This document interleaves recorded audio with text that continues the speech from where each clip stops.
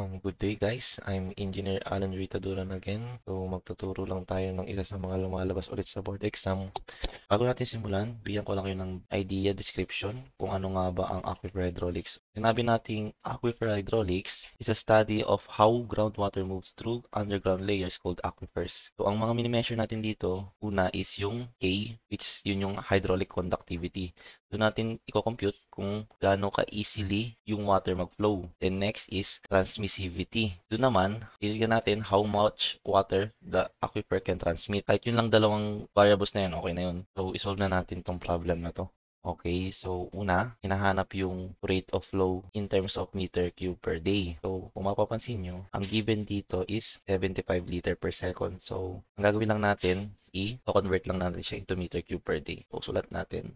So, yun. Sabi ko nga, 75 liters per second. So, sulat natin, 75 liters per second.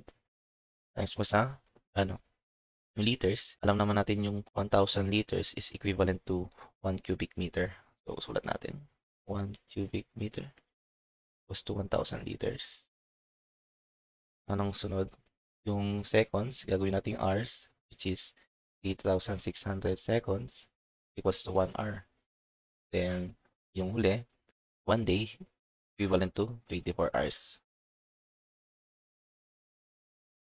So, kung kukumpitin natin yan,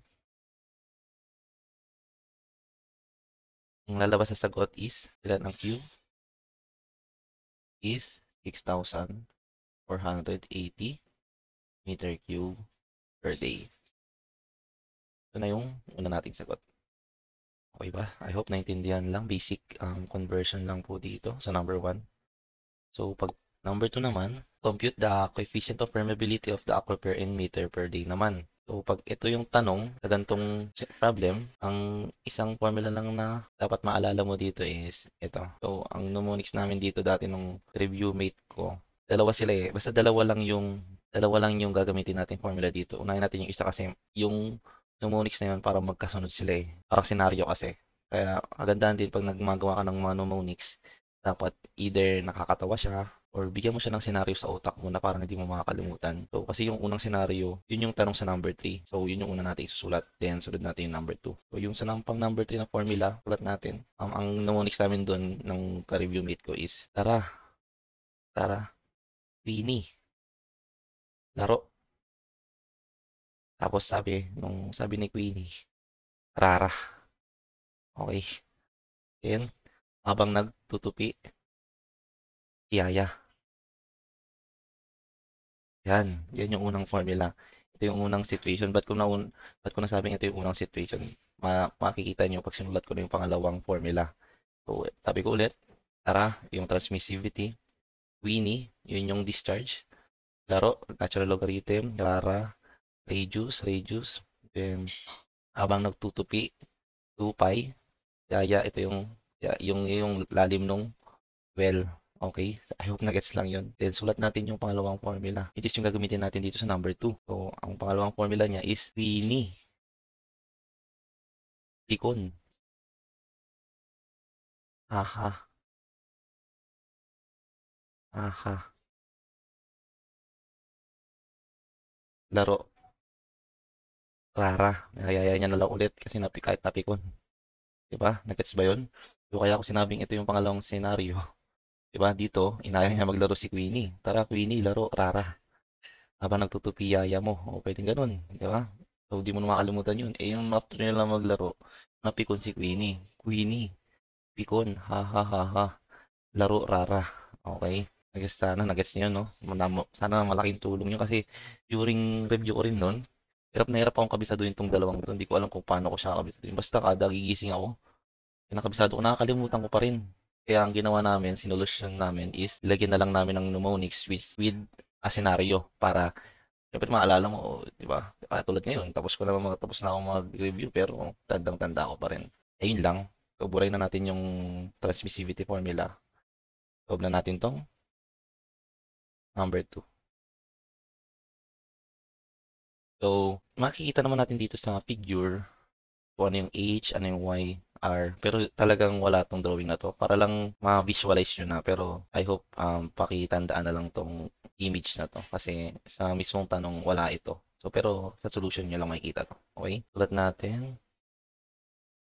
Ang height is, 27 meters. So, sulat natin 27. Then, yung R1, R1, 35. Kasi, dito siya, yung lower niya is 1.1. Okay, 35. Sige, sulat natin, R1, 35. Then, Y1. So, ito yung Y1. Sulat natin, 1.1. Then, ito yung 1.1 yun, no? Then, sunod is R2, 95. O yun, 95. Then, Y2 is 0.5. Yun ang 0.5. 0.5. Para makuha natin si H1. Para makuha mo si H1, ito, total height, minus mo lang sa Y1. So, 27 minus 1.1, ilan? 25.9, di ba? Then, H2 naman, ganun din. Pag minus mo lang, 27.0.5 naman. 0.5. Anong lalabas? 26.5. I-substitute lang natin yung mga values na meron tayo. Which is yung Q, di ba? Kanina, na-compute na natin. Anong lumabas? X. X for 80. Sulat natin. X for 80 is equals to pi A 26.5, which is yung H2, ito, 26.5 squared minus 25.9 squared, ito naman yung H1 over ln. ln, 95 over 35. Baka may mag-isip sa inyo na, baka kailangan ko tandaan kung ano yung H1 or H2 para isa-substitute ko dito. Tama. So, actually, kahit magbali-baliktad man yan, yung H2 mo ilagay mo sa H1, yung H1 mo ilagay mo sa H2, kahit yung R1 ilagay mo sa R2, R2 ilagay mo sa R1, walang problema yun. Ang mangyayari lang kasi pag napagbaliktad mo siya is magne-negative yung sagot mo. Kahit chip solve pa yan. Pag pinagbaliktad mo yung dalawa, magne-negative lang yung sagot mo. Kaya walang problema yun. Kahit hindi mo na nga siya actually lagyan ng 1 or 2. Kasi sabi ko nga, kahit bali-baliktarin mo yan, yung H2, malagay mo sa H1, is wala siyang problema. Okay? Kaya kahit ang tandaan mo lang kung ano talaga yung R dyan sa problem, at kung ano talaga yung H dyan. Tapos substitute mo lang, lalabas lang dyan is, kung mabaliktad mo man is negative. So, wala man na makikita ng negative na sagot dyan. Makikita mo lang yung sagot na, kunyari, yung sagot pero naka-negative lang. Yung letter D, naka-negative lang. Pero wala siyang problema kasi wala ka namang na-doubling sagot dyan na may negative yung isa. Okay? Na-gets yan. So, kung na-shift solve yun anong lalabas dyan?